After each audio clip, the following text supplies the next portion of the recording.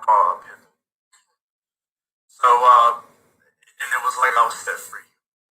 Now, of course, I had challenges, and I was like 3 months sober, but I was still, smoking pot. So, and I had to learn that it's not just one drug, it's one other. It's like sobriety itself is 100% abstinence. Like, so that's how I got sobered up. It was a miracle. So do you believe in the rock bottom? I believe that. I believe that. It's like, like eventually you have to kind of hit a spot to where, you cry out for help. If I had still had all these things to lean on, to cushion my bottom, I don't know if I'd be sober today. I literally was at the end of the road. So I think when you get there, anything works. I was open to it because I had tried everything else.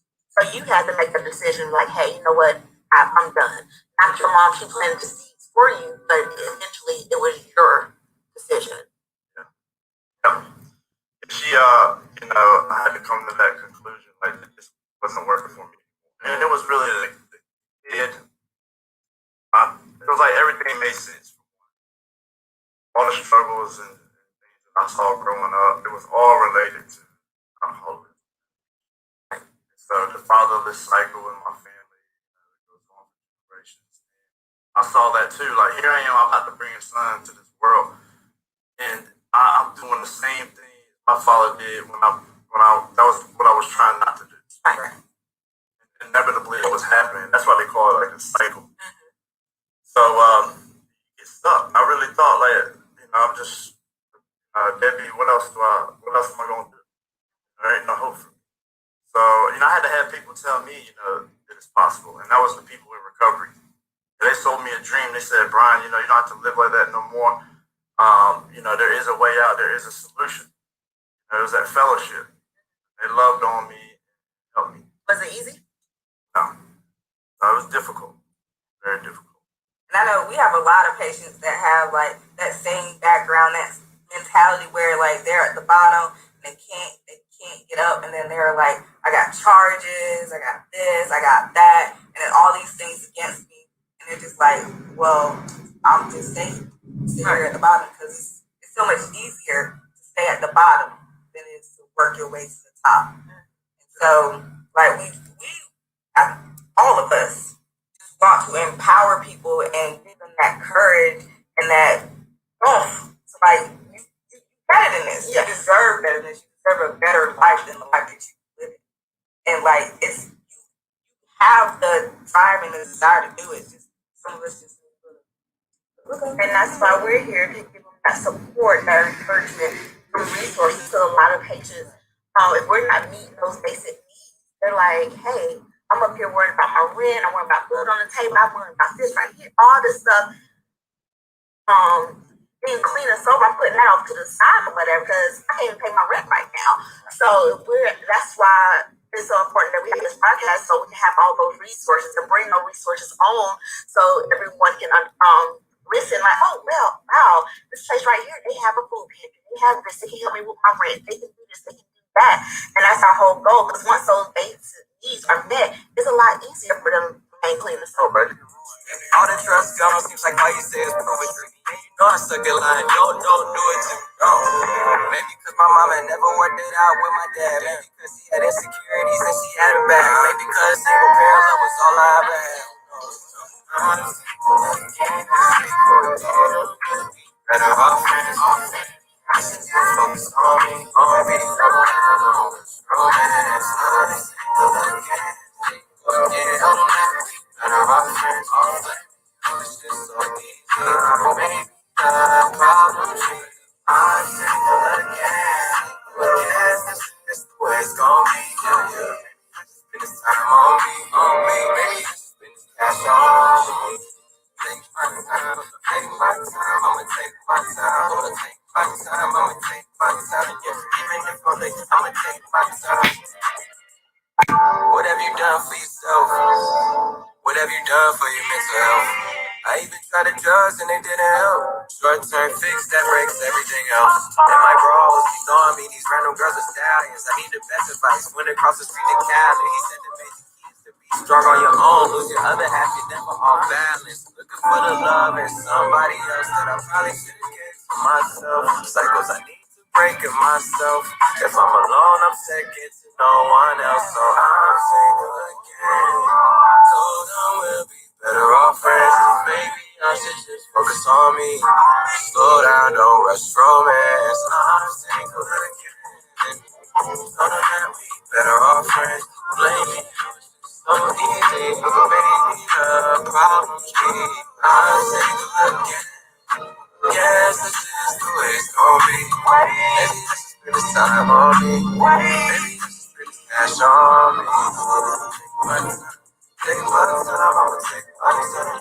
Take my time, take my time. Even if I'm late, I'ma take my time.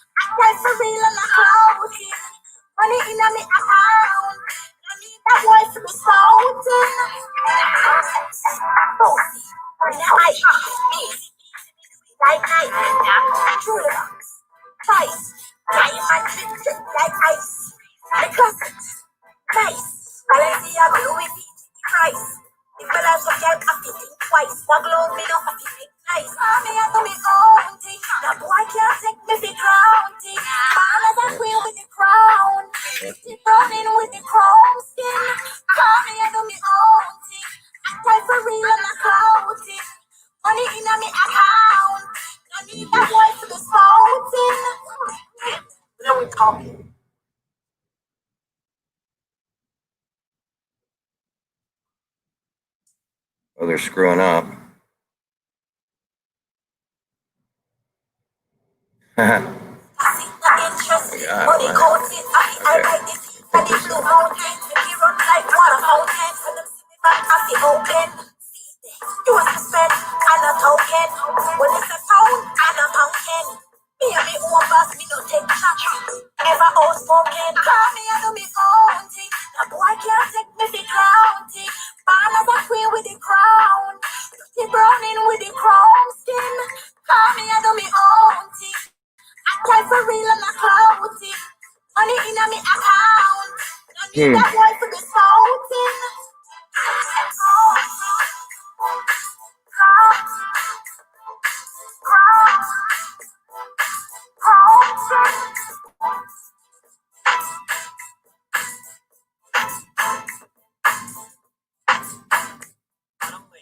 Single from June and the title track to the upcoming animated series Autumn Lane. Autumn Lane is available now on all platforms. Stream, download, and request Autumn Lane from June today. Autumn Lane from June Music and Stay Home need to stay home. Listen, we gotta all stop the spread of COVID-19 and help flatten the curve. So if you can, please. On here. I'd love for you to stay home. Stay home. Stay home. Stay healthy. Keep yourself and everyone you love healthy. Stay excited. That's how we can support the people who can't stay home. It saves lives. We're gonna get this together. Thank you. Much love. Take care.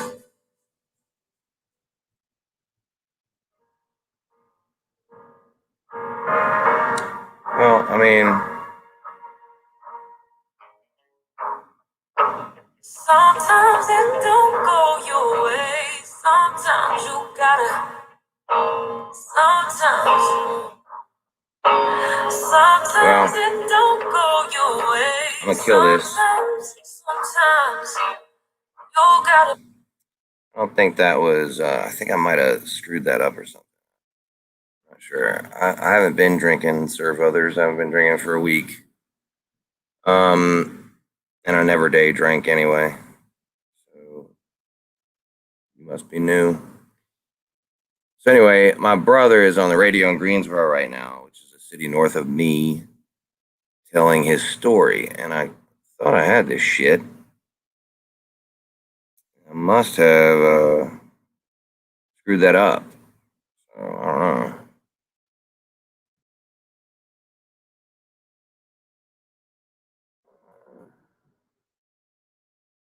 Thing is, they like bounce back and forth. You know what? Screw it. I'll find it later and play the whole thing if I can find it later. Essentially, he started rapping about beginning of the summertime. He really started putting in studio time, and all his raps are about, his personal life, his struggle, all that stuff. He is one of my younger brothers. I've got 4 brothers and 2 sisters. 2 brothers from my father, and 2 brothers from my mother, 2 sisters from my mother. Father's listening to it, but I can't. I'll get my dad. Talk to my dad real quick and see if he can still hear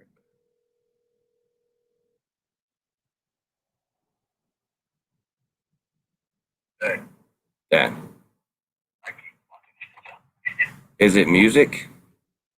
Yeah, it's music now. Okay, yeah. All right. Well, I don't know how they format what they do. They just stopped in the middle of talking and just started playing music. They don't really like tell you what they're doing, and then they stopped in the middle of music and didn't realize. I think there's some amateurs. It's Greensboro. It's not a big market, so we're dealing with some amateurs there. But I mean, it's good steps for him. I think that first song was his song. It sounded pretty good. I wasn't on there. You didn't hear him at all? I heard talk about the bottom, I guess it was like near the end. Yeah. Yeah, when he thought he was sober, but he was still smoking weed. He was still smoking weed and selling weed and thought he was sober. Yeah, and after that I lost. Yeah, that's just the way they format it. Then I want to make sure that you weren't still hearing it, and I didn't click on something. But it took me like half an hour or so to get it up. Then I had to download something, and then when I finally got this thing figured out, I only heard him for like a couple minutes. And yeah, I got to see him on the computer. Right. Well, when I was on the air, was it a lot easier? All you had to do was click on my radio station website, and you could hear me, right? Yeah. Yeah. Got to go through Yeah, that's what I'm saying. It's a totally different deal, man. It seems to be this radio station. It sounds like it's strung together with a bunch of different podcasts and different entities all kind of working into one. It's not like it's ran by CBS or Clear Channel. This is or even it's not even like a iHeartRadio. It's kind of it's new. It sounds their website is basically their Facebook page. Everything directs you to their Facebook page. So, man, maybe it'll.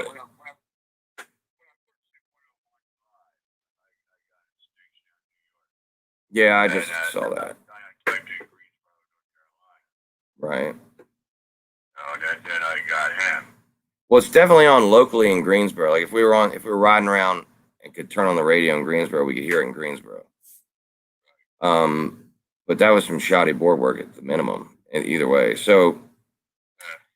think that he said there'll be you can replay it later. That's what I'm going to try to do. I'm live now on my stream. I was just trying to get I wanted to get his story on live because I thought that'd be pretty cool. But I'll have to replay it, I guess. Yeah, I don't want to play people's music.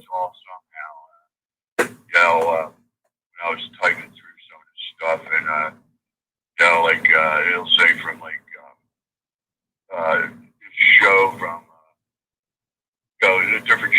Right. But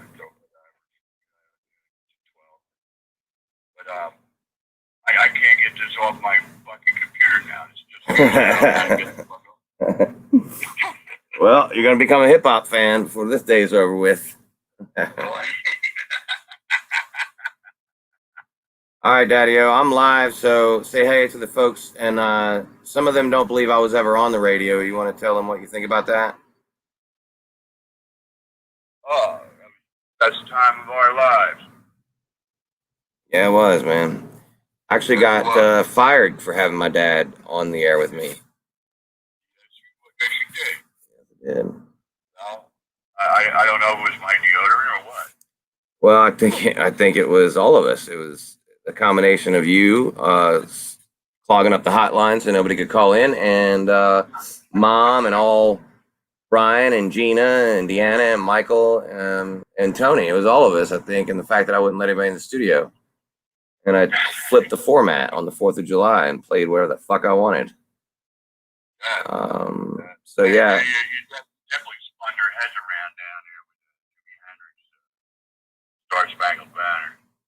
Yeah, I spun my own head around too because it was the longest version of that song I'd ever heard, and it was taking so long to start, and I was like, "Is this even it?" Took like 8 minutes for that song to even start, and then it went. So yeah, man, I just wanted to check in, see if you were hearing anything different than I was hearing. But let me get on here real quick and address something, and if it comes back on, I'll let you know. Yeah, okay. All right, Love you, man. all right, Dad. All right, talk to you soon.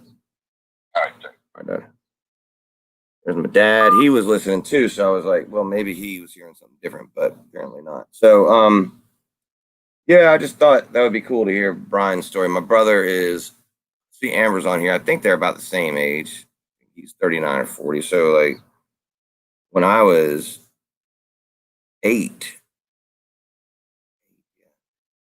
imagine this, 8 years old, 8 or 9, I was taking care of my oldest sister was, so she was 5, and my brother Michael would have been 3, and then the twins, Gina and Brian. Or me. I had to babysit them, take care of them, so my mom could, get clean and do what she had to do. My mom would go to meetings and work and school. This is my brother right here. You have zero cheat. I mean, shit. Life's a garden. You dig?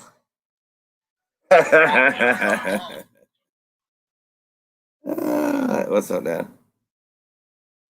You hear him again?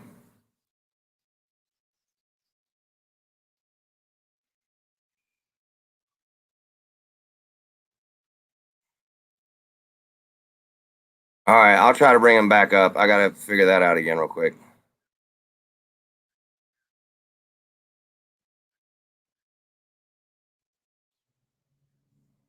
Where? On 105.1? Alrighty. Well, let me try that again.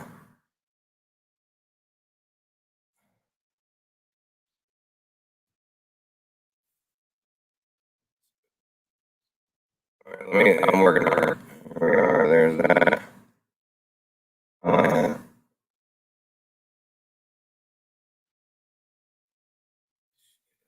I hear him talking there. Yeah, I hear him in your background. Here.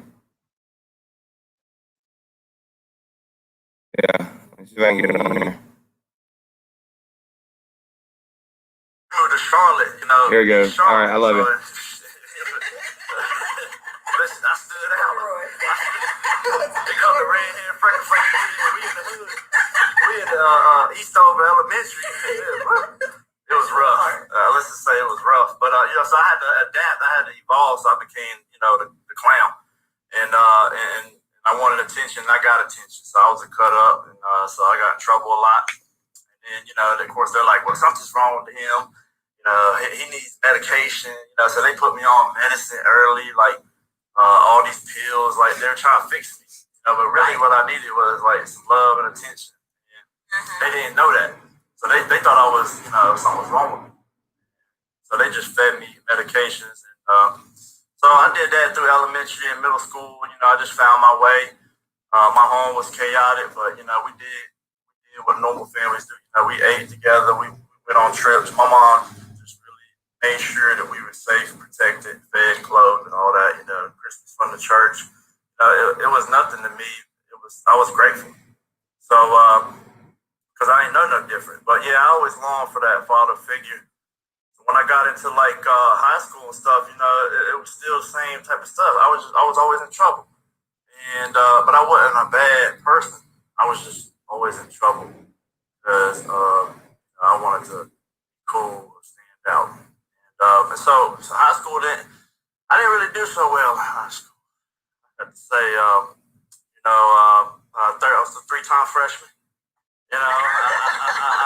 I got older and everybody stayed the same age. That was rough. I was like, this is cool, right? Friends gone. Yeah, this is cool. But then I started to see people moving on. Right. And it just further isolated me. It's like, man, look at you. So I eventually dropped out. That was right around the time my mom, she was at the pinnacle of her career, and she fell on. She was walking down to her car. She fell and broke her ankle. She slipped on some ice. It was a freak accident. Was it like prison? Fell down the stairs. Yeah, I'm gonna answer that question. It was a bad, severe injury. So she had surgeries. She got medications. And she relapsed.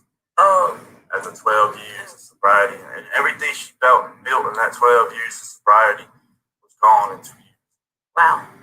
So by the time I was 15, I had finally felt like we had came up, middle class, starting to have a normalcy, because she worked so hard to get us there, and that tragedy happened. So it was like a very, very tragic time for me, from 12 to 15 years old, just seeing my mom struggle, just when she relapsed, it was bad. We lost everything. The house, foreclosed, car. And that was like my father kind of came back too. Like I said, he was in and out, in and out. Right. He came back to help out, and in a sense, it was not really helpful because together they don't do well. That's why they were apart. So I watched them, basically, in active addiction. As a kid, I was 15 years old. And so right then, after we lost everything, the family kind of dispersed, and it was like, that was my family. We had already kind of lost one. My older brother, Eddie, stayed in Charlotte. We started to break apart as a unit. And it was because of alcoholism and drug addiction, dysfunction. So I kind of was alone again. My sisters went to Virginia with my mom, and I stayed here. And this family brought me in. It was like my high school sweetheart time. Their family brought me in, let me live there. So, but meanwhile, I'm using. I started drinking using at 12, 13. I never stopped. That was my way of escape. And then everything I was seeing was just hurting me more and more. So I was just further, escaping. So by the time I was 17, I was out there wilding. I ain't know no better. I was caught up in that whole culture. I'm a nobody anyway, so I'm just gonna be a street dude, and sell drugs and trying to, I was just trying to find my way. I ain't had no guidance. I ain't have no leader. So I did the best I can. Dropped out of high school. Went and got my GED. I was satisfied with that. That was kind of sad. That I was okay with being a nobody. So then I get a phone call. My sister called me and said, Dad's dead. Oh, wow. It's like as soon as I got to know him as an adult, he went and he overdosed. That messed me up. I identified him. I went, my older brother, we go down there. We had to see him, view his body and stuff like that. It just was a tragedy because, one thing we don't lack is enthusiasm, creativity. We're just a bunch of great people. My family, very intelligent. My father was very smart. He was just real cool. He had that Philly swag. Just I kind of idolized him. My uncle Louis, they were all musicians or comedians or entertainers. Like they had that creative side, and it was like a kind of like sad to see my dad with so much potential, yet it never met because he was held captive. My mom would tell me he longed for that relationship with his kids, but yet the addiction had a hold of him. So it was kind of like a tragedy to see. But anyway, he passed away. By the time I was 18, I didn't draw a sober breath after that because I was like, what else is there left? My mom's sick. There ain't nothing worse than getting called from like Walmart. They say, your mom in there, call shopping. That's my mom. It just I saw a lot.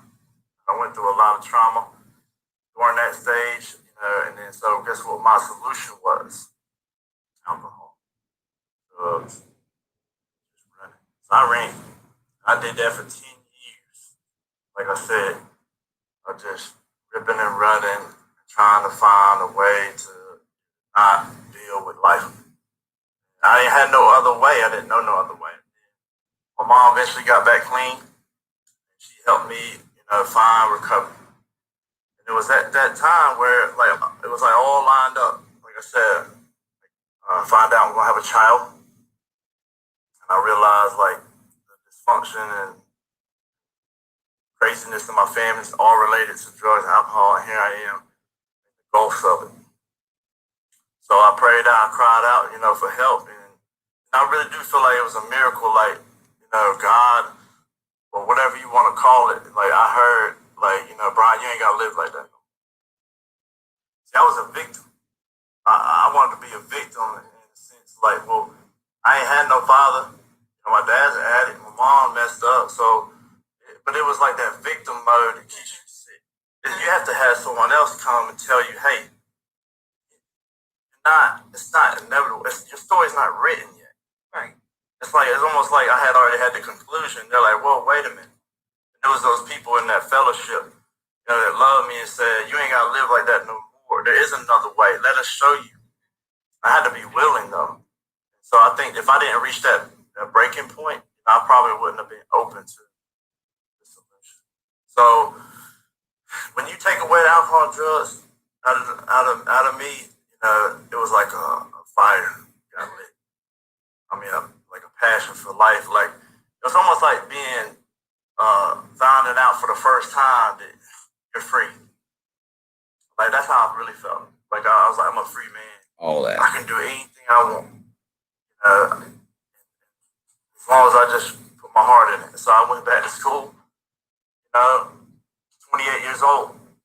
There was going back to school with 18-year-olds and with a GED. And guess what? I was killing it. Because I knew what I needed to do. Like I learned the fundamentals of recovery was to be honest, open-minded, and willing. I had to realize I needed help. So any new challenge, I applied the same type of principles. I don't know how to damn do school. I mean, I'm a clown. I'm a cut up. I don't know, how to study. So I had to learn all these skills, life skills, at a late age. And meanwhile, the kid is coming, ready or not. I mean, it was like either gonna get ready for him or. So it was all just a flurry and a storm. And early recovery for me, lots of challenges. No license, no driver's license, like I said, no education, no job skills. So I had to start where I was at. You start from the bottom.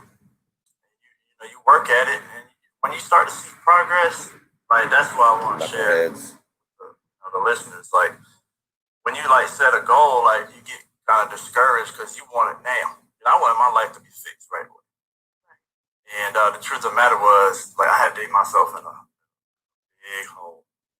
So I went to the DMV and said, "What do I need to do?" They laid a big stack of papers on the counter. Here you go. And guess what? I had to pay off one ticket at a time. I had to go to one court day at a time. I had to embrace this journey one day at a time because it's too overwhelming. So, this is that's how I got to the point of recovery and early recovery. Like it was a painful road, but when I saw the freedom, it just gave me hope, and I wanted to press forward. So that's how it all started for me.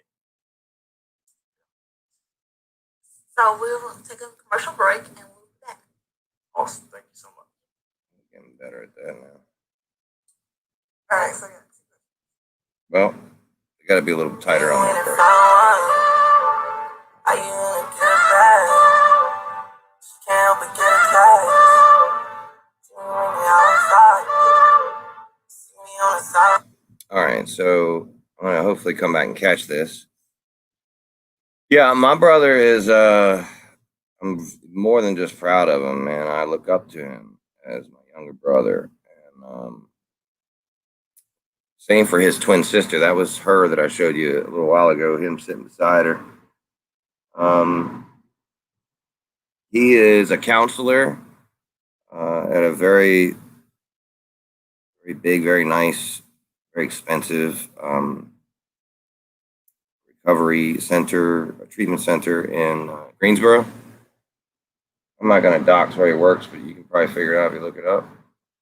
And he got sober in 2009. Initially, he might have heard, he might not have heard. He thought he was sober, but he was actually selling weed still and smoking weed. And then he got really sober. And my mom did help him a lot with that, sort of took him under her wing because he wanted to do it. First, he wanted to do it his way.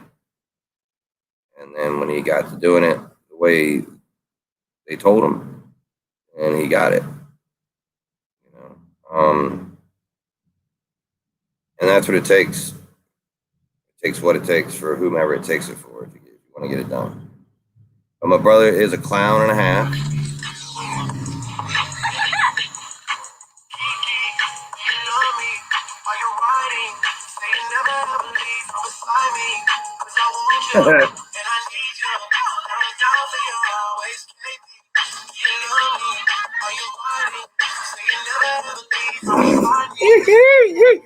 What? So many villains, so much chaos. Thank God I was built for this. I'm stressed.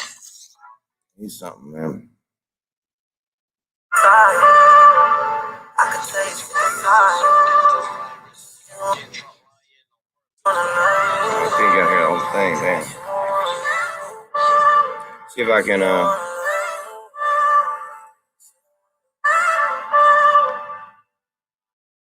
if you pause it, you don't have to hear it, and then you come back to it for some reason. I don't know why.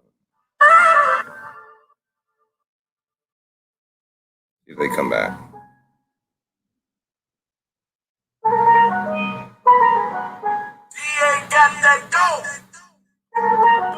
Always doing his oldest son like that. That's Brody, his oldest. Man. Man. We have a on and off again relationship, me and Brian. And I had some hard feelings about what happened at my mom's funeral. He because she lived up there with them. All four of my brothers and sisters was up there, and when I say four, okay, the four I grew up with. This is Brian, Gina, Deanna, and Michael, and then I have two more, Joey and Tommy, who live in Philly. They're my dad from my dad's side. They're twins.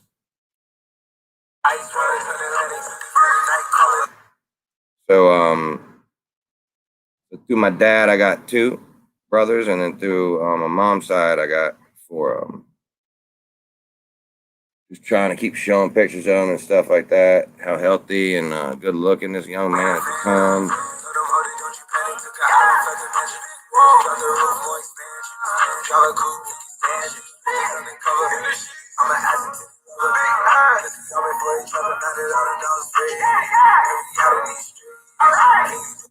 Let me get so many copyrights. Fucking thing right here. All right. See if I can bring up his twin, my sister. She's an artist. She does murals and shit. My brother's wife he and the kid's mom split a couple years back, and he's been a single dad until here recently. And those pictures earlier, that's his new girlfriend. He's doing fantastic. See if I can find his twin here.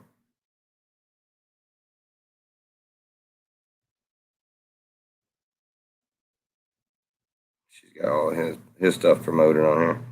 She did that mural he's standing in front of. My sister does. She gets commissioned for a lot of murals now.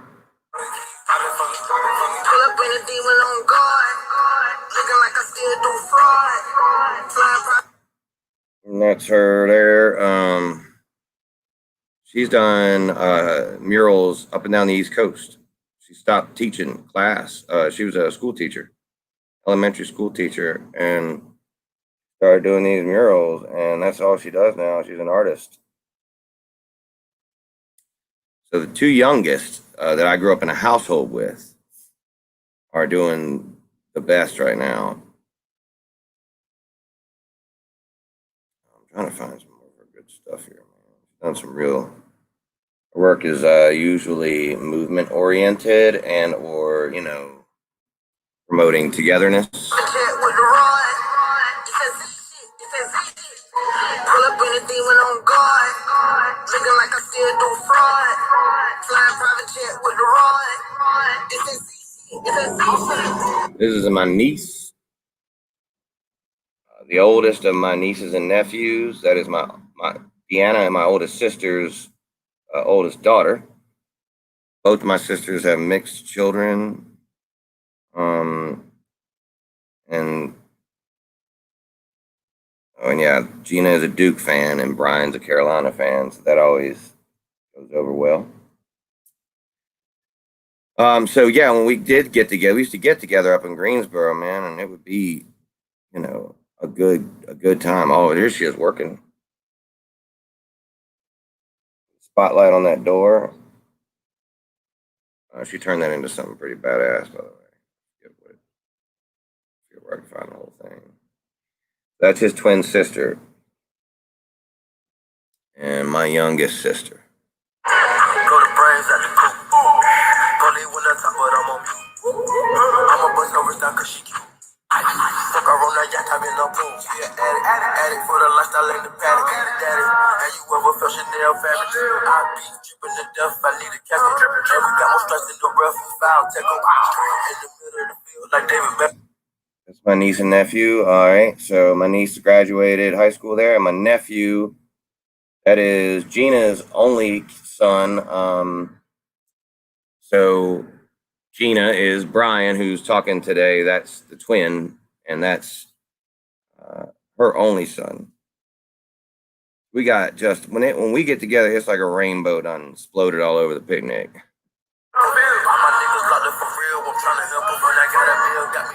Don't know what happened. Pop pill, do what you feel. I'm on that zombie. I'm more like a Gaddafi, I'm not no Gandhi. I'm more like I'm David Goliath running. Niggas be cloning, I find it funny. Clone, I'm finna know, straight out the dungeon. I go in the mouth, she comes to me nothing. 300 the watches out of your budget. Ain't mugging, got me clutching. Yeah, and it's right out of Russia. Here they are together. That's my Brian and Gina together. Downtown, Gina's working.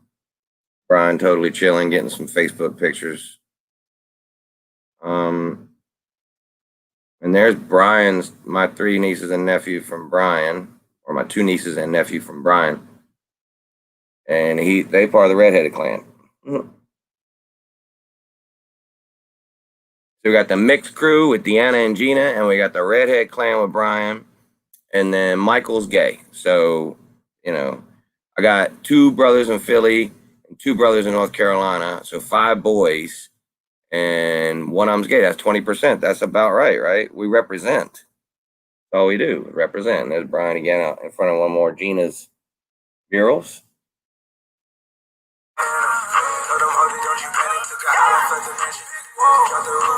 He said it in on his talk here that we have a very talented family, and we really do, man. I mean, up and down the line, when it started, I thought that I would be carrying the torch for this family. I'm on the radio and all this kind of shit, but in the end, all of us got a little bit of this, a little bit of that from our mom and our fathers, and then and together our sarcasm and our creativity stemming from not having a lot of money growing up. Like Brian, by the way, being 8 years younger than me, he came up during a time that was a little different than what I saw. You know what I mean? So like when I was 8 and he was 1 or born, I'm taking care of him while my mom's going to school, work, meetings to get all that shit done. So by the time he's 8 and I'm 16, she had already gotten her master's degree. So he kind of saw a little different growing up than I saw. Still, he saw the back end too on her relapse and her downfall. And he had to see that firsthand while I was still, on the radio in Charlotte and Seattle, and sort of my life was collapsing too at the same time. So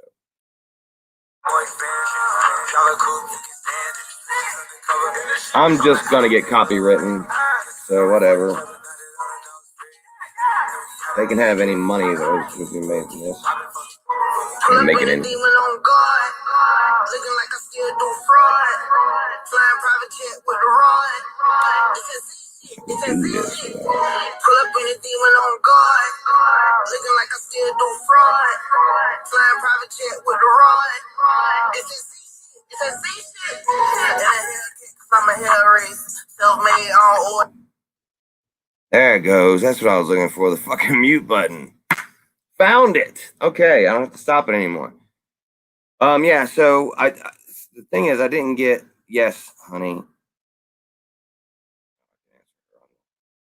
I didn't know that he was doing this till last night. So I was not very prepared to really even, do what I'm doing now.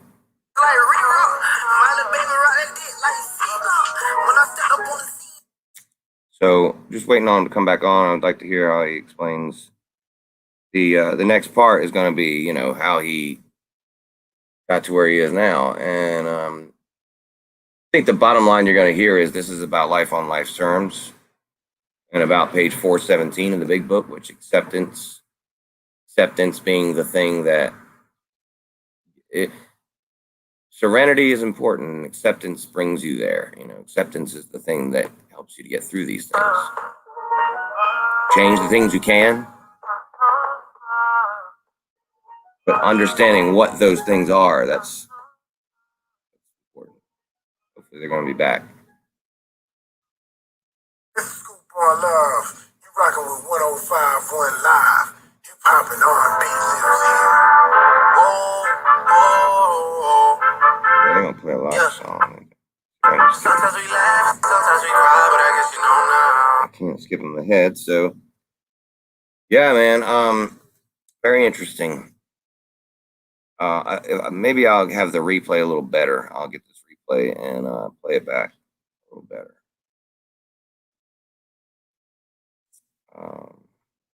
They're usually pretty good. Brian and Gina are really good about putting up old pictures of us and stuff. So I just don't really do much Facebooking at all. They're on it every day. Pretty much the only thing I do on Facebook is reshare old stuff that's been up here, like Dempsey, like a memory from Dempsey will come up and I'll reshare it. See, I found one the other day. I'll show y'all something cool from Dempsey. Well, one that came up the other day that I reshared on my page. Any of you that do follow me on Facebook get to see this stuff. Vinny. Here's Dempsey after he was born with Harrison. What's going on here? I don't know. What's wrong with him? Nothing wrong. I fixed Facebook. He's pooping, you think? You want to go behind the couch? That's Dempsey. Yeah, I was goofing on Harrison. Harrison used to hide behind the couch when he had to poop.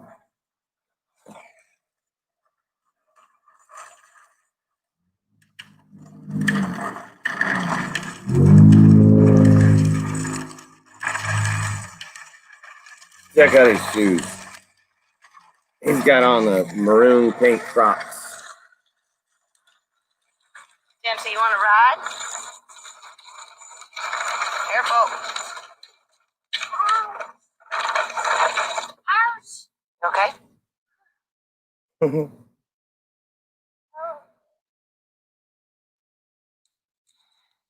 okay?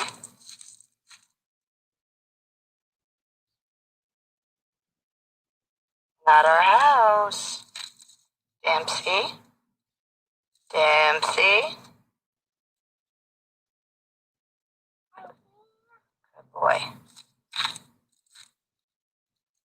Still not our house. So, like, when these memories come up, I'll share those. That's about the only reason I even go on Facebook anymore. That and to communicate with people. Here he is. Here's Demps working on the music.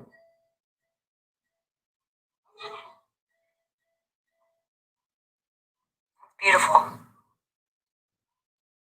That's in our old house. This is me and Dempsey when he was born. Telling y'all, he was tiny, man. 4 pounds, 3 ounces. Born a month premature.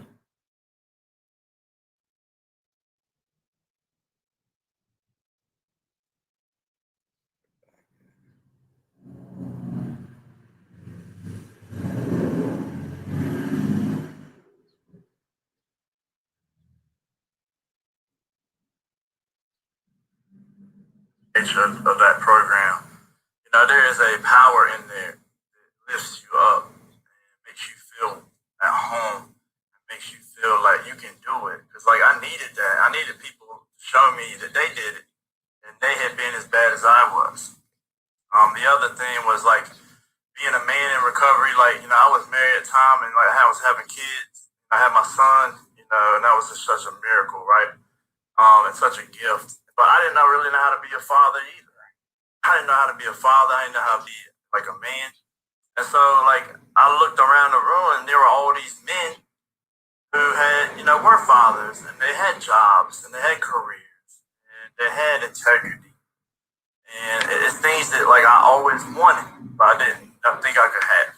So they said, you know, if you want what we want, if you want what we got, you got to do what we do. And that's how the fellowship works, like helping others, like paying it forward. They're like, you know, if you ever been restored, you know, if you ever been, you know, rescued or salvaged, like, then you turn around and you look back for the other people, try to help them. Like, that's how it works. It's like helping, you know, helping others. And so I had to really cling on to them. Like I said, trying to go to school, trying to be a father, trying to balance all that.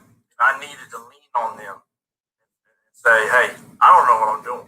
So it's kind of like it's humbling. The best word for it is this very humbling experience to say, I need help and I'm gonna let y'all help me. You know? And so they showed me and I just kept coming back, and then I was picking up time and then I was passing the class, you know, getting an A, you know, like paying my bills, right? Working. I was still in the restaurant business at the time. I was working. You know, it started to feel like this is possible. So I had to see that progress for myself. So when you're in the beginning, like, you can't see, you really don't believe you can do it. So without the testimonies of others, you know, like, you're lost. And so that's why those rooms and those fellowships, man, 12-step programs, you know, that stuff works because it gives it like a live demonstration that you can do this. And so I took off, you know, I started to help others, and that's when it really solidified. I went to the treatment center and volunteered. And that's when I would say it clicked. When I saw someone else respond to me, here I am, I wasn't never 6 months sober, and I'm helping other people. And then I get a year and I'm speaking on a stage in front of them. And they come up later and tell me, man, thank you so much for sharing your truth. Because now I have hope. So when you experience that for the first time, like, it's like a new high. Like, you know, the drugs and alcohol can never do that for me. You know, this is real. You know, it wasn't temporary. Like, I felt connected. I felt the love, and That's what I could never find that in the bottle. So like I tell people all the time, you're chasing the fantasy because you'll never find what you're looking for out there. And there ain't never enough. There ain't never enough to fill that hole. It's a God-sized hole, or it's a hole that can never be replaced with something chemical. They say it all the time. There's no like chemical solution for a spiritual problem. I believe that. So my kid came, and guess what? Like, oh, he's here, and it was a miracle to see a life created. And then I was sober, and I was present. And I experienced it live, and it was like, man, I'll never forget it. And then I had another kid. Hey, I figured out how this thing works. Hey, these little ginger babies start coming out. And when I tell you they like my twins, like they're my twins. They're just redhead, like, and so I had my baby girl Lizzie, and my son Brody, man, like, it really made me feel like a part of this world. I had contributed like something to this world, like, and it was such a beautiful. Then I had another one.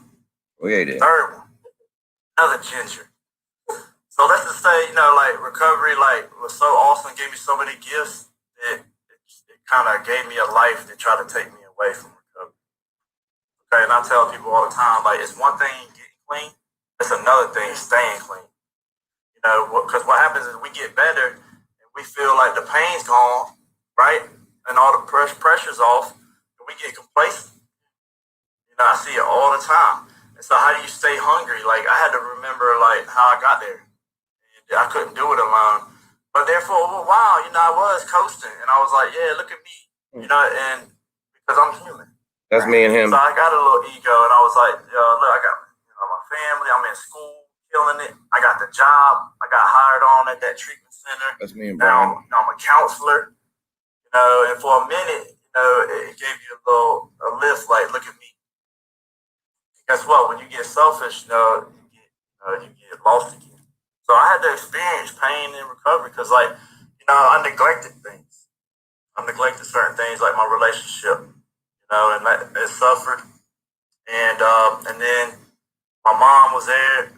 By then, I had 7 years sobriety. She gave me my chip, and there she was, like. He got bigger legs than me. Birthed me in the recovery. There she was, and it seemed like I was at the top. I was graduating college, and it was so beautiful. But like I said, I kind of got lost in that because I had never experienced success. And when you come from the bottom and then you get success, you can really get lost if you're not careful. Like they said, like I'm not used to it, so I will sabotage it. And in hindsight, I believe that there was a time period where I really could have did a whole lot better, and I could have reached out more. And guess what? I suffered the consequences. I lost my marriage. How it turned out, my mom had passed away right at the same time. And it's not a coincidence because when my mom died, I lost a piece of me. I kind of isolated, because I didn't want to talk about it. I didn't want to feel that pain because it was too tragic. It was too painful. When you watch your mom get diagnosed in March with cancer, and she was deceased by May. You got the timeline wrong. Like you try to pull the plug on Mother's Day. I lived that, but I was not experiencing it because we survive the best way we can. And I kind of checked out, and I didn't talk about it. And so I encourage people to say it's one thing to get where you got, but don't ever forget how you got there. So I learned that. I learned through recovery because I stayed sober. Because guess what? That fellowship I was talking about, they didn't give up on me. They came to me. I was trying to run. I didn't want to feel the pain. They came to me. It was like, Brian, we're here for you. We got your back. You can do this. So that's how I went, and my mom passed away. I had to get right back to work. Like I said, that marriage ended, and I had to become a full-time father, 3 children. Every day, full-time. And I did that for 4 years straight. right? 4 years straight. And, some days I question how I did it, but now I know now that I was There we are. protected. Kids. I'm a spiritual guy. I believe everything happens for a reason. I believe people come in your life for a reason. That's why I feel like, if I didn't have the fellowship, I would have relapsed.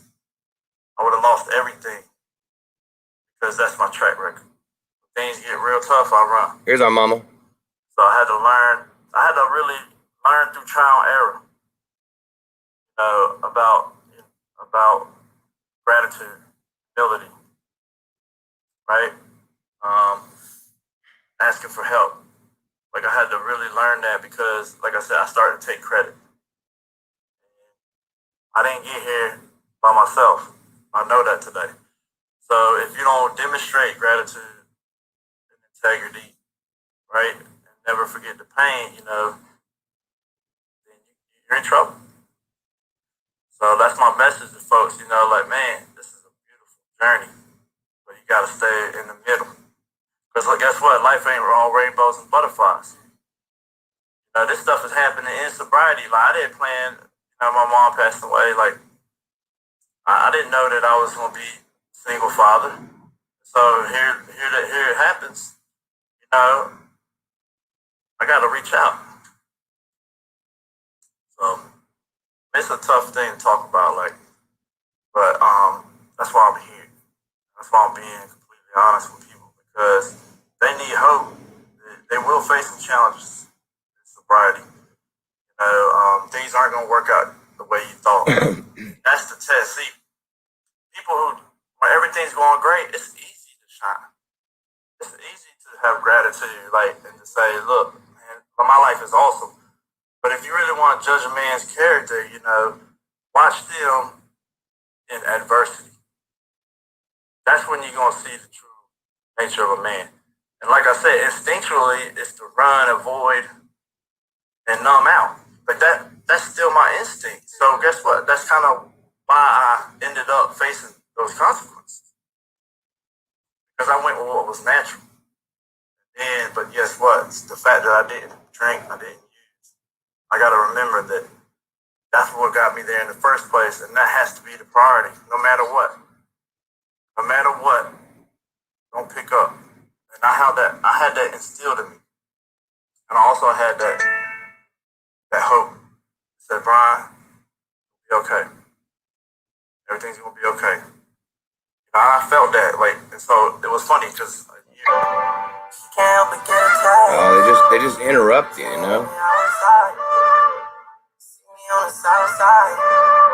They gotta figure that out. They gotta figure that out a little better, I think. I think we got the message. All right, that's my brother Brian. Hopefully, if the message you had to hear today, you heard it. I noticed over the weekend, look back in the community. I did look back some other videos, and maybe there's somebody in our community who needed to hear that message. Maybe there's somebody suffering who needs to hear it. Maybe it's me who needs to hear it again. He's my brother, and he's an example. My mom was an example. My father's still alive. His mom and dad are dead. I didn't know my father till I was 34, but now I'm getting to know him a whole lot better. My father's 20 years sober, and it's through the same exact program and doing the same exact shit that my brother's done that I even have a father. My wife, I believe 75 days, 74 days, right around there. I myself, I know where my demons are, and if you're there or not. I haven't drank for a week, but it's more because I'm broke. I would still have a beer or two at night, probably. I don't know, different strokes. because we all have these different. My brother wasn't really a drug addict so much. He's a drinker. You could tell in the pictures. He was 300 pounds, 310 pounds, and he's gotten down to a reasonable 180. I mean, he's muscular. He's 6 feet tall. See that picture with us? I'm just barely taller than him.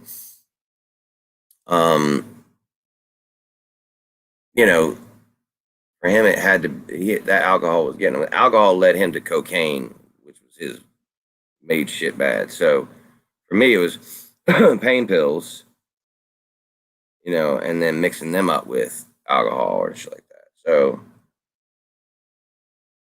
but whatever it is, you might have had to hear that message today, and something told me I should get it out there. So I hope that you receive it with grace. And I'm only talking to you, by the way.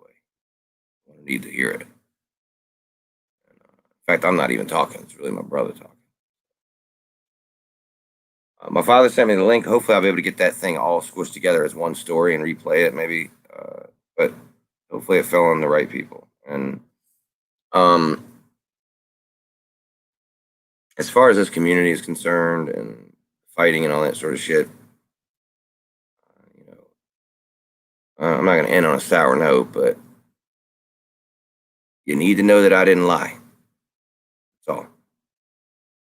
The rest of the chips can fall, and we can end everything. But I'm not going to be fucking held to that standard so that you can skate by. I won't do that. Not for you, not for anybody. Part of what my brother, what my sisters, our core beliefs. I'm looking you in the eye and I'm telling you I didn't lie. I didn't fucking lie. But I'm willing to drop every fucking thing. But the community has to know I didn't lie.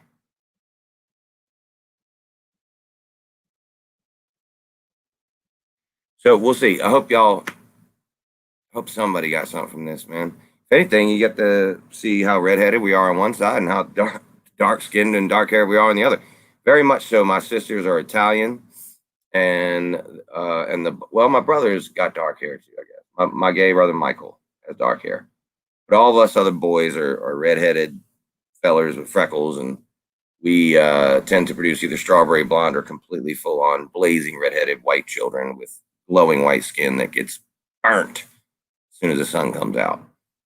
So my sisters have the better skin and hair and beauty, and us boys, we got to watch out. When the sun comes out, we go run and hide. But yeah, maybe we'll be back on later. I don't know, man. Maybe we'll see you around. And otherwise, I don't have a closing saying or any of that shit. But for me, acceptance is